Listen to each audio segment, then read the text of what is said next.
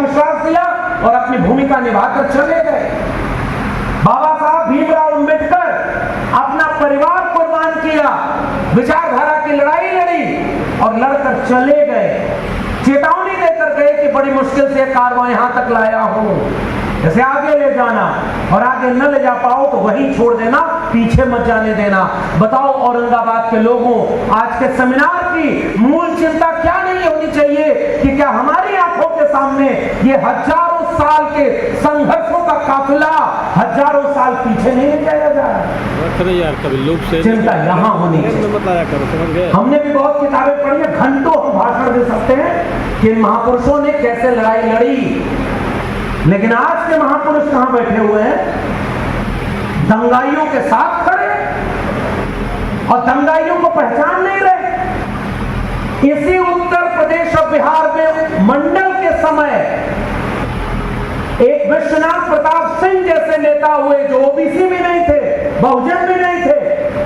वो सब कहते हैं कि हम जातिवादी हैं। डॉक्टर राम मनोहर लोहिया क्या पीडीए थे? नहीं। राहुल सांकृत्यायन क्या दलित पिछड़े थे? क्या विश्वनाथ प्रताप सिंह, अर्जुन सिंह ये कोई ओबीसी थे? लेकिन आज भी ओबीसी समाज का एक भी जागरूक व्यक्ति है वो विश्वनाथ प्रताप सिंह को अपना वैचारिक साथी और इस देश को बदलने की क्रांतिकारी काम करने वाला, मंडल लागू करने वाले नेता के रूप में याद करता है। और जिनकी जाति बिरादरी की थे विश्वनाथ प्रताप सिंह, उन्होंने जिस दिन विश्वनाथ प्रताप सिंह का निधन हुआ उस दिन भी उन्हें मां बहन की गालियां दी। राजा नहीं फकीर है, देश की तकदीर है। जब भ्रष्टाचार के खिलाफ लड़े विश्वनाथ प्रताप सिंह तो फकीर थे, 10 लाख का सूट वाला फकीर नहीं, 2.5 लाख का चश्मा वाला फकीर नहीं, 12 करोड़ की गाड़ी और 8,000 करोड़ के हवाई जहाज पे उड़ने वाला फकीर नहीं। फकीर कह रहा हूं तो समझ पा रहे हैं ना किसकी बात कर? समझदार को विश्वनाथ प्रताप सिंह की एक भी डिग्री भी फर्जी नहीं थी, सारी डिग्री ओरिजिनल थी, 35 साल भीख भी नहीं मांगे थे। लेकिन जब संयुक्त मोर्चा की सरकार 1989 का चुनाव लड़ रही थी तो उसके घोषणा पत्र में था कि मंडल लागू करेंगे, और जब मंडल लागू किया तो मंडल के विरोध में कमंडल का रथ लेकर के वो लोग इस देश के सड़क पर दंगा करने निकले जो ओबीसी को उसके हिस्से का हक और अधिकार नहीं दिलाना चाहते। और आज देश के संसद में खड़े होकर कहते हैं कि मैं ओबीसी मां का बेटा हूं, तभी प्रधानमंत्री बना हूं, मुझे ओबीसी समाज के लोगों वोट दो। कुल्हाड़ी में लगी लकड़ियों को दिखाकर जंगल को कहा जाता है कि जंगल की लकड़ियों कुल्हाड़ी का साथ दो, देखो कुल्हाड़ी में लगी लकड़ी भी तुम्हारी जाति की तो है। लेकिन एक बात याद रखना, अगर ओबीसी समाज के लोग जाति देखकर नायक चुनेंगे तो जाति देखकर विचारधारा की लड़ाई कभी नहीं लड़ी जा सकती। विश्वनाथ प्रताप सिंह हमारे वैचारिक नायक हैं, लेकिन आज की तारीख में झूठा ओबीसी बनकर के कोई प्रधानमंत्री भी रहे और 10 साल की सरकार में उसके जुबान से एक बार भी मंडल कमीशन का नाम नहीं आए, ओबीसी को 52% आरक्षण देने का नाम नहीं आए और 10% ईडब्ल्यूएस आरक्षण बिना आंदोलन के, बिना किसी मांग के तुरंत लागू कर दिया जाए। ऐसे ओबीसी को भी हम अपना नायक और अपना साथी नहीं मानते। हम विचारधारा के लोगों को अपना नायक और अपना साथी मानने की बात करते हैं और आपसे भी गुजारिश करने आए। मंडल के विरोध में कमंडल का रथ लेने के चलने वाले संचालक थे और जब प्रधानमंत्री बना हुआ तो ओबीसी बन गए। बच के रहना रे भाई, पहले हम लोग क्या पढ़ाया जाता था, पहेलिया आएगा, जाल फैलाएगा, दाना डालेगा, लेकिन चिड़ियों तुम फंसना मत। फिर क्या हुआ पता है? चिड़िया भी वो सब गाना गाने लगी कि बहेलिया आएगा, जाल फैलाएगा, दाना डालेगा, चिड़ियों तुम दाने में फंसना नहीं, जाल में फंसना नहीं। और ये गाना गाते गाते लालच में, कुर्सी के लालच में या नौकरी के लालच में उसी जाल में जाकर के सारी चिड़िया फंसती चली गई और बहेलिया का काम आसान कर दिया। बताइए इशारा समझ रहे हैं कि नहीं समझ रहे? या एक बार पलटी मार के बताऊं? समझ रहे हैं ना कि आपको विचारधारा का कोई मतलब नहीं रहा। किसी को कुर्सी प्यारी, किसी को नौकरी प्यारी, किसी को संगठन प्यारा, किसी को पद प्यारा और विचारधारा खत्म। तो विचारधारा की बात अगर खत्म हो जाएगी तो 90% हैं कहां आप? अस्पताल में लाइन लगाए हुए हैं कि दवाई के बिना हमारे घर के बच्चों को बीमारी ठीक नहीं हो गया। अस्पताल में सबसे ज्यादा भीड़ किसकी है? वहां 90% हम हैं। बेरोजगारों की भीड़ में 90% हम हैं। पाखंड और अंधविश्वासियों की भीड़ में 90% हम हैं। दंगाइयों की भीड़ में 90% हमारे लोग हैं। और उनके लोग 10% आबादी पता नहीं है भी कि नहीं, 90% प्रोफेसर हैं, 90% जज हैं, 90% वकील हैं, 90% ब्यूरोक्रेसी में है, मीडिया में है और देश को लूट करके देश को विदेश में भाग जाने वालों में। और हम 90% कहां हैं? ये कुछ सवाल मैं आपके सामने छोड़कर जा रहा हूं कि कमांडर और मंडल की लड़ाई में अगर आप अपना दुश्मन नहीं पहचान पाए तो कभी कोई कमांडर के रथ पर हनुमान बना तो आज वो ओबीसी बन के वोट मांग लेता। और आजकल बिहार में तो नए नए हनुमान भी आ गए हैं। आज बिहार कहां खड़ा है? मैं बिहार की इस मिट्टी को सलाम केवल इसलिए नहीं करता कि इसने वैचारिकी में हमें हिम्मत दी, बुद्ध से लेकर के जगदेव बाबू तक, कर्पूरी ठाकुर से लेकर के तमाम लोगों के संघर्ष, त्रिवेणी संघ के संघर्ष को बिहार को आज भी हम याद करते हैं। तो महागठबंधन सरकार की जाति जनगणना करा के जिसकी जितनी संख्या भारी थी उसको उतना हिस्सेदारी दिलाने का काम करने के नाते हम बिहार के उन तमाम लोगों को सलाम करना चाहते हैं। और पहचानिए कि वो आरक्षण बढ़ाने का फैसला लेने वाले कौन लोग थे। और जैसे ही आरक्षण बढ़ाया गया, कोर्ट में चला गया, कोर्ट से रुक गया। गृह मंत्री बिहार में आए तो कहे कि जब जाति जनगणना का फैसला हुआ तो हम गठबंधन की सरकार में थे, इसलिए जाति जनगणना कराने की क्रेडिट किसको है? हमको है। तो जब बिहार से उड़ के जाते हैं दिल्ली तो बिचवा में यूपी भी तो पड़ता है, वहां तो फुल में जाति की सरकार है, वहां जाति जनगणना क्यों नहीं करा देते? महाराष्ट्र में अब तक उनकी सरकार की जाति जनगणना क्यों नहीं कराया? मध्य प्रदेश में तो यादव को मुख्यमंत्री बना दिया है। आज तक उस यादव से किसी ने पूछा कि उत्तर प्रदेश पर क्यों नहीं बोले कि अगर एक ही अपराध में 2 व्यक्ति हैं और एक का नाम विपिन सिंह है तो वो सरेंडर करेगा और एक का नाम मंगेश यादव है तो इनकाउंटर में गोली मार दिया जाएगा। ये खुला आपके सामने न्याय का परिदृश्य दिखा हुआ है और फिर भी सब जातियों में बटे हुए लोग। इसलिए बहरूपियों को पहचानना जरूरी है। मैं बिहार को इसलिए सलाम करने आया हूं कि 75% आरक्षण बढ़ाकर आपने दिशा दिखाई थी, लेकिन ओबीसी क्या उस लड़ाई को आगे लड़ पाया क्या आज इस देश में जाति जनगणना की कोई आंदोलन खड़ा है क्या?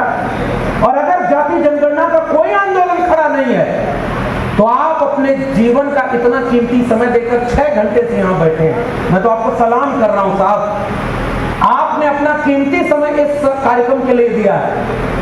इतना आयोजन करने में मुझे मेहनत लगी होगी, एक एक व्यक्ति को जुटाने में मेहनत लगी होगी, लेकिन इस आयोजन के बाद क्या होगा ये मैं आपके लिए सवाल छोड़कर अपनी बात खत्म करूंगा।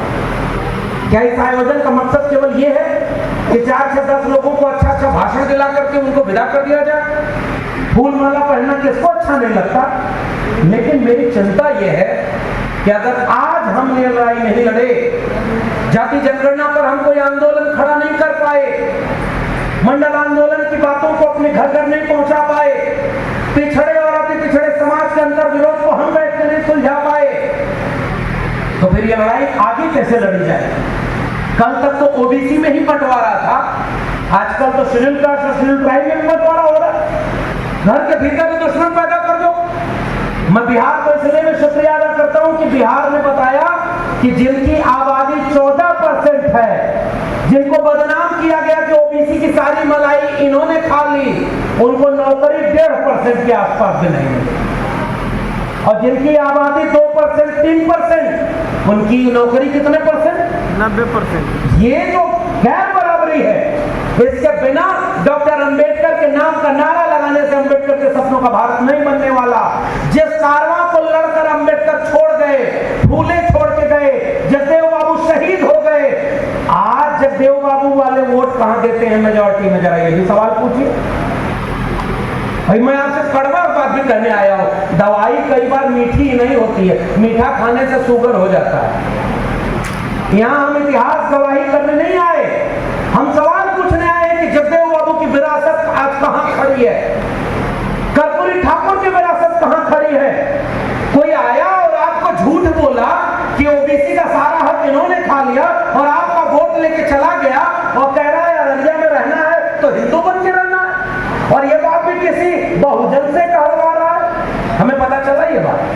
कि जो ये बात बोल रहा है दंगे की, वो भी कोई बहुजन है।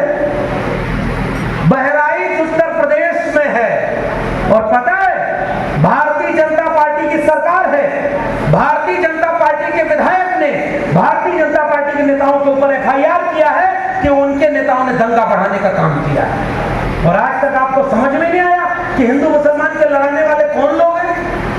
इस देश में जब दाढ़ी और टोपी देख करके मुसलमान की लिंचिंग हुई तो SC ST OBC के लोग खड़े क्यों नहीं हुए।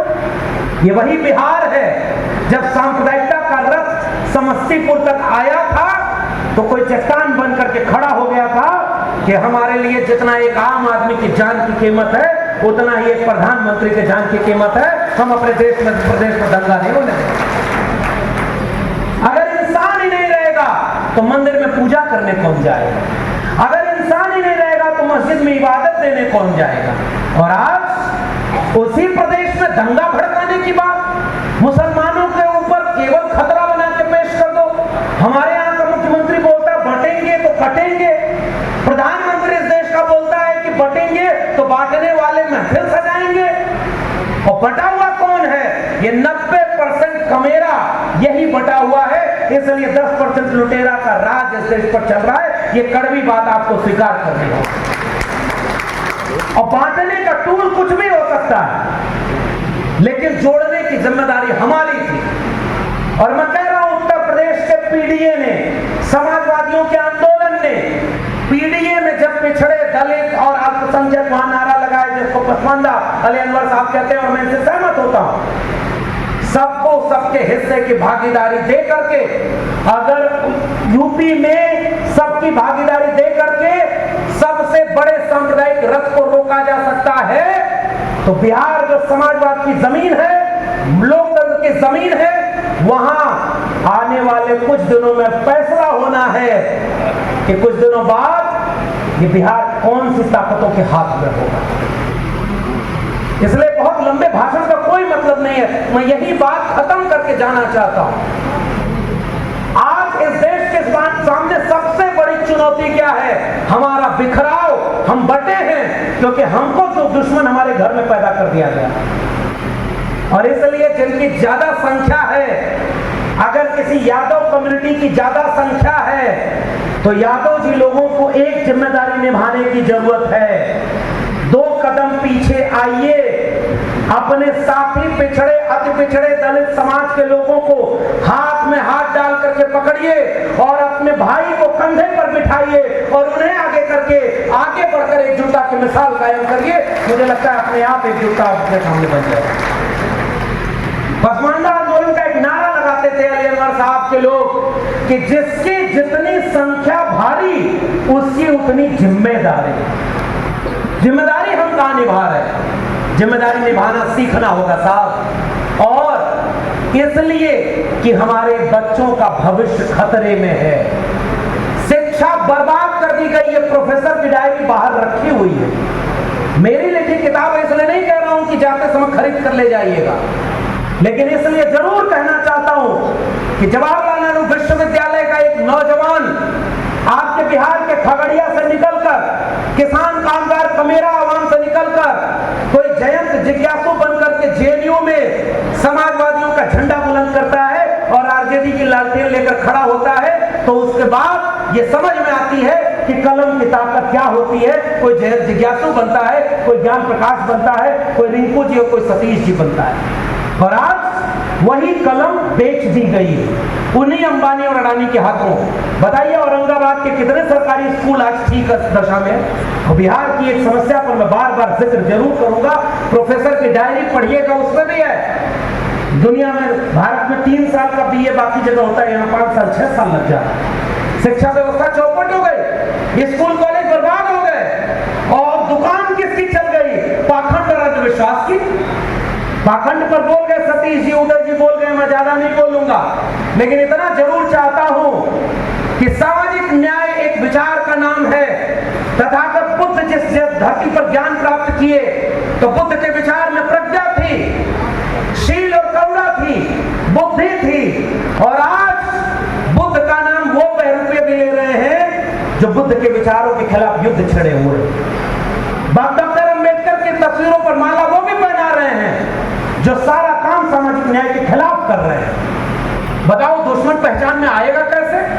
वो लिबास हमारी जाति का पहन कर आता है, वो लिबास हमारे परिवार का पहन कर आता है और वोट लेकर जाता है और नोट लेकर जाता है। जो कौम, जो समाज वोट और नोट सही जगह देना नहीं जानती, उसकी आने वाली पीढ़ियां गुलाम पैदा होंगी। मेरे इस वाक्य को याद करना।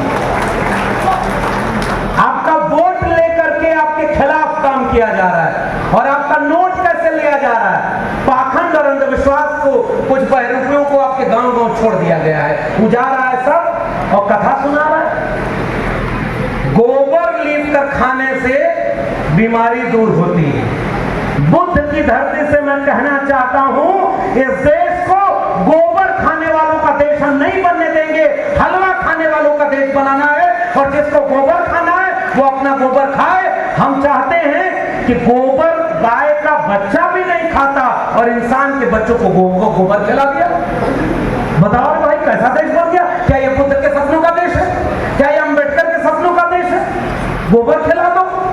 आजकल पाखंड और अंधविश्वास पर्ची बना के बाबाओं से चल रही है। टीवी पर बैठ गया, एगो हमारे यहाँ को बाबा है सर, वहां एगो आदमी गया और कहा पेट में पथरी है। बाबा आंख बंद किया, हवा में कैंची चलाई, एक मंत्र पढ़ा, उसके बाद कहा बेटा देखो पथरी, तो कहा गायब, बाबा की जय हो। और बाबा वहां से नोट लेकर के अपना दुकान चलाएगा। अरे भैया, अगर तुम हवा में पथरी का ऑपरेशन करने की कला जानते हो तो बिहार के जितने सरकारी अस्पतालों में लोग बीमारी से मर रहे हैं, एक एक बाबा हर जगह बैठा दो, गरीबों के घर में कोई बीमारी से मर न जाए और उसका इलाज अच्छे से हो जाए। इसलिए इस पाखंड और अंधविश्वास से बचना हमारी जिम्मेदारी है। आप भी यहाँ आए होंगे तो भाई 4 लोग बैठे हैं तो यहाँ जोर से जय भीम बोलने की क्या जरूरत है? हमारा एक दोस्त था सर, इलाहाबाद यूनिवर्सिटी में जब हम पढ़ते थे तो वो बड़ा धार्मिक आदमी था। जब हम लोग साइकिल से पढ़ने निकलते तो जितने मंदिर मिलते थे सब जगह ऐसे ऐसे जोर जोर से जल्दी जल्दी, कोई देवता नाराज ना हो, नहीं तो परीक्षा में 2 नंबर कमा जाएगा। एक जगह जल्दी से ऐसे किया, हमने देखा, अरे हमने कहा वो तो ट्रांसफार्मर है। कहा अरे कोई बात नहीं, उसमें भी वही है। जब हमने कहा कि सब में वही है तो झगड़ा किस बात का है? हमारा पुरखा कबीर कह गया कि कस्तूरी कुंडल बसे, मृग ढूंढे बनमाए, और ऐसे घट घट राम है दुनिया देखे नाय। और धर्म के नाम पर लड़ाने वाले सांप्रदायिकता की आग में इस देश को झोंकना चाहते हैं।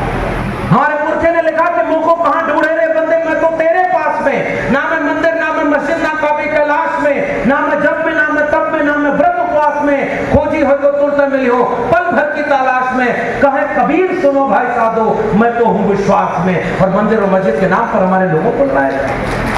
इसलिए बहुत लंबा वक्त न लेकर के मैं केवल आपसे गुजारिश करने आया हूं, औरंगाबाद के लोगों, अगर आज हम नहीं जागे आने वाली पीढ़ियां गुलाम पैदा होंगी। मेरे इस वाक्य को नोट कर लीजिएगा। अगर आज हम एकजुट नहीं हुए, अपने वैचारिक शत्रु को नहीं पहचाने, तो हमारे बंटवारे का फायदा कोई ले जाएगा और हम केवल ये दोष मरते रह जाएंगे कि ओबीसी का हक खा गया था ये, दलितों का हक खा गया ये, पसमानदा का हक खा गया ये। और असली में जो हक खा रहा होगा, ऑक्सफैम की रिपोर्ट बताती है कि इस देश के 100 अरबपतियों में दलित अरबपति 1% भी नहीं है। 2-4 को अपवाद है, आदिवासी 1 भी नहीं है और 1.5-2% ओबीसी है अरबपति। देश की संपत्ति किसके पास है? देश में जमीन का मालिकाना हक किसके पास है? और ऐसे समाज में हम लोग केवल इस बात का इंतजार कर रहे हैं कि बर्बादी कितनी हो जाएगी तब हम जागेंगे, एकजुट होंगे। बिहार में जब इमरजेंसी का दौर आया तो जन आंदोलन खड़े हुए थे।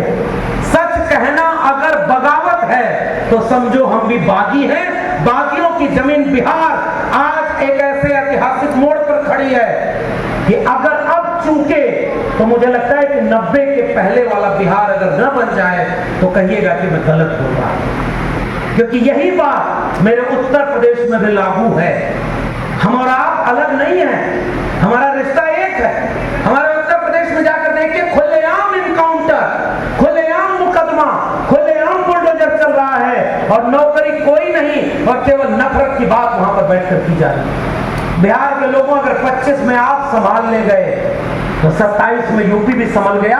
और अगर जिस दिन उत्तर प्रदेश और बिहार समाजवादियों और अंबेडकरवादियों के वैचारिक लोगों के हाथ में आ गया, पूरे देश को वाकई कभी सोने की चिड़िया हो या न रहा हो, आने वाले दिनों में इसे सोने की चिड़िया बनने से कोई रोक नहीं पाएगा। लेकिन यह भी याद रखना, अगर उत्तर प्रदेश और बिहार को दंगाइयों से हम बचा नहीं पाए तो आने वाली पीढ़ियों के दगाबाज हम होंगे, इस बात को भी याद रखिएगा।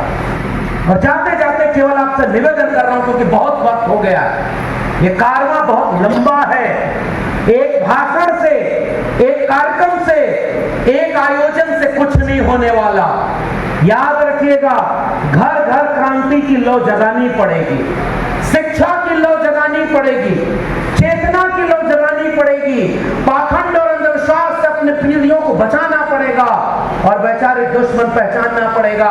लिबास पहनकर वो आते हैं और वो लिबास हमारे आज के बच्चों के भविष्य को बर्बाद करने वाला लिबास होता है।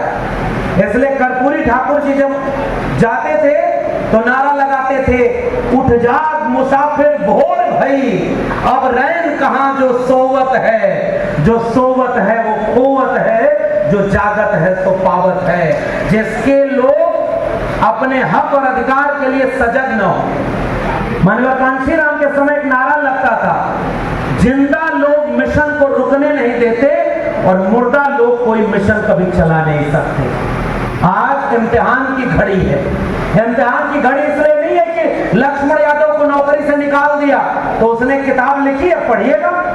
वो तो बता रहा है कि आपकी शिक्षा व्यवस्था बेच दी गई है, कलम और किताब गिरवी रख दी गई है, फर्जी डिग्री भी अब आपको नहीं मिलेगी, पढ़ाई महंगी हो गई। और उन सबों का नेता सब कहता है गुरुकुल में अपने बच्चों को भेजिए। सुना आपने, एक दिन कहा गुरुकुल में भेजिए, और वो नेता बोलता है जिसका अपना बेटा विदेश में पढ़ाई करता है और आपके बच्चों को कह रहा है कि यहाँ रहना है अररिया में तो आपको हिंदू बन के रहना होगा। तो मैं सवाल पूछना चाहता हूँ, इस देश के दलित पिछड़े हिंदू नहीं है क्या? उन्हें जाति के नाम पर अपमानित क्यों किया जाता है? इसलिए जाते जाते केवल ये गुजारिश, 3 काम करिएगा। पहला, नई पीढ़ी के बच्चों को अपने इतिहास से रूबरू कराइएगा, वरना ये वीरेंद्र जी और ओबीसी महासभा के लोगों की इतनी बड़ी मीटिंग, आपका इतने घंटे यहाँ पर अपना जरूरी काम छोड़कर बैठना, मंच पर इतने बड़े बड़े सम्मानित लोगों का आना, और ये सारा व्यर्थ हो जाएगा। केवल भाषण सुनने से परिवर्तन नहीं आएगा। इसलिए पहला काम करिए, पाखंड और अंधविश्वास की दुकानदारी बंद करके भूखे रहिए, प्यासे रहिए, 1 रुपया कम खाने पर खर्च करिए, 1 कपड़ा कम पहनिए, 1 पेंट अपने दीवार पर मत कराइए, चलेगा। और अंधविश्वास में 1 रुपया खर्च न करके ये सारा पैसा बचाकर आने वाली पीढ़ियों को कलम और किताब दीजिए, उन्हें शिक्षा दीजिए। शिक्षा से ही क्रांति आएगी और शिक्षा से ही जागरूकता आएगी। इसलिए पहला काम, कुछ भी खतरे में नहीं है, खतरे में आपका विवेक और शिक्षा खतरे में है, बाबा साहब का संविधान खतरे में है। दूसरा निवेदन, जातियों में बांट करके कोई राज कर रहा है, लेकिन जातियों में बंटने की बजाय जमात में तब्दील होकर के, बहुजन बन करके, सामाजिक न्याय के विचार को एक करके, अपने वैचारिक पुरखों को, इतिहास को जान करके, एकजुट होकर के उनको अपना वोट और नोट दीजिए, जो आपके बच्चों की शिक्षा की बात करें। ये बिहार है, यहाँ कुछ नए नए बेहरूपिया भी घूम रहे हैं जो कहते हैं कि 9वां फेल आदमी मुख्यमंत्री नहीं हो सकता और 4था फेल प्रधानमंत्री हो सकता है। मैं तो जानना चाहता हूं भाई, मैं कोई टिप्पणी नहीं कर रहा। हमारे उत्तर प्रदेश के मुख्यमंत्री की डिग्री क्या है भाई? इस देश के गृह मंत्री को लोग तड़ी पार क्यों कहते हैं? मैं जनरल नॉलेज का क्वेश्चन पूछ रहा हूं, बताइए भाई, गृह मंत्री तड़ी पार क्यों थे? देश के प्रधानमंत्री की डिग्री आज भी संदिग्ध क्यों है? मैं उसी दिल्ली विश्वविद्यालय में प्रोफेसर था जिसकी एंटायर पॉलिटिकल साइंस की डिग्री लेकर पहुंचते, और जिस सन की डिग्री है उसका फॉन्ट जो है वो उस सन में पैदा ही नहीं हुआ था। क्या करें, नॉन बायोलॉजिकल प्राइम मिनिस्टर है ना, तो धरती पर पैदा थोड़े हुए, अवतार लिए। बताइए, ऐसे लोगों में डिग्री का सवाल यहाँ पूछा जा रहा है क्योंकि कुछ लोगों को प्लांट करके भेज दिया गया है।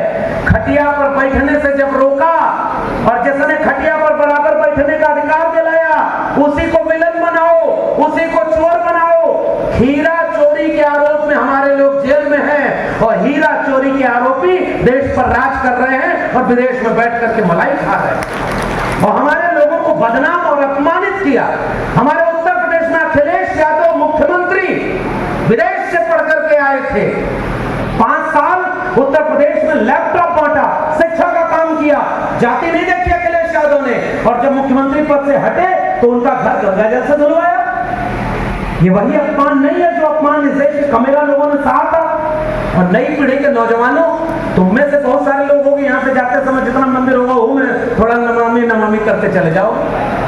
पुतरो मीट तो भतरो मीट ही तब नहीं चलता है। बताइए, ये भाई क्लियर लड़ाई है। धर्म मानो, दिल में मानो, दुकान में नहीं। धर्म दिल में है। आप पूजा करते हो, मैं आपको नहीं कहने वाला हूं कि पूजा छोड़ो। मैं आपसे केवल ये कहने आया हूं कलम और किताब पकड़ो, क्योंकि दूध में जब मट्ठा पड़ेगा तो अपने आप दूध फटेगा। हमको दूध फाड़ने की जरूरत नहीं है। हम विचारधारा आपके बीच में लेकर के आ रहे हैं, लेकिन धर्म के नाम पर दंगे से इस आग को बचाना होगा। मुसलमानों के खिलाफ जो आग लगाई जा रही है, SC ST OBC समुदाय के लोगों, मुसलमानों के सामने आपको एकजुटता के लिए खड़ा होना होगा। दलित समाज के ऊपर कोई अत्याचार हो तो OBC समाज के लोगों को खड़ा होना होगा।